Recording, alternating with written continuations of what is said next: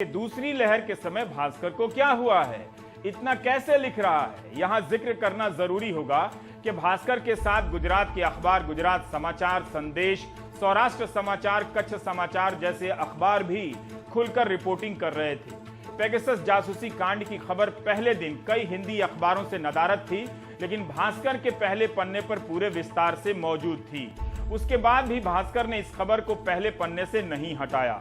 दूसरी लहर में आप भास्कर की आक्रामक हेडलाइन को अनदेखा नहीं कर सकते हैं। सूरत के सांसद CR पाटिल ने कहा कि उनके पास रेमडेसिविर है और गुजरात की जनता इस दवा के लिए त्राही त्राही कर रही थी। तब भास्कर ने सांसद का नंबर ही प्रकाशित कर दिया हेडलाइन में कि जाइए उन्हीं से ले लीजिए। इस तरह के साहसिक प्रयोग भास्कर ने खूब किए, जो कि उस दौरान या कभी भी किसी मीडिया संस्थान को करना ही चाहिए। भास्कर का गुजराती संस्करण दिव्य भास्कर का पहला पन्ना गैर गुजराती पाठकों के बीच भी साझा होने लगा, लेकिन भास्कर की रिपोर्टिंग किसी एक सरकार तक सीमित नहीं रही। सूरत से लेकर जयपुर, भोपाल से लेकर प्रयागराज और लखनऊ से लेकर पटना तक में फैले उसके संवाददाताओं ने शमशान, मुर्दाघरों और मृत्यु पंजीकरण दफ्तरों की व्यवस्था को खंगाल दिया। राजस्थान में कांग्रेस की सरकार है, लेकिन वहां भी भास्कर ने सरकार के खिलाफ लिखना नहीं छोड़ा। पटना में भास्कर के संवाददाताओं ने कई शमशान घाटों और गांवों का दौरा कर बताया कि मरने वालों की संख्या सरकारी आंकड़ों से कई गुना ज्यादा है।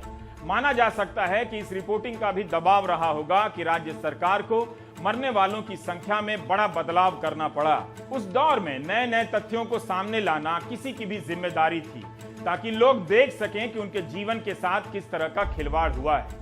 भास्कर की इस साहसिक रिपोर्टिंग के सामने हिंदी के कई अखबार पिछड़ने लगे। पाठकों के संसार में एक अंतर प्रमुखता से दिखाई देने लगा कि कोरोना को लेकर जमीन पर क्या हुआ है। कुछ और हिंदी अखबारों ने भी रिपोर्टिंग की, लेकिन डरकर और बच बचाकर। शायद इसी वजह से भास्कर के संस्थानों पर छापे पड़े हों। सरकार बेशक छापों को सही ठहराने के लिए 100 तर्क बता देगी, लेकिन यह केवल संयोग नहीं है। आज भी भोपाल भास्कर की यह खबर देख सकते हैं, जिसमें बताया गया है कि सरकार कहती है ऑक्सीजन की कमी से कोई नहीं मरा, लेकिन मध्य प्रदेश में ही 15 हादसों में 60 लोगों की मौत ऑक्सीजन की कमी से हुई है।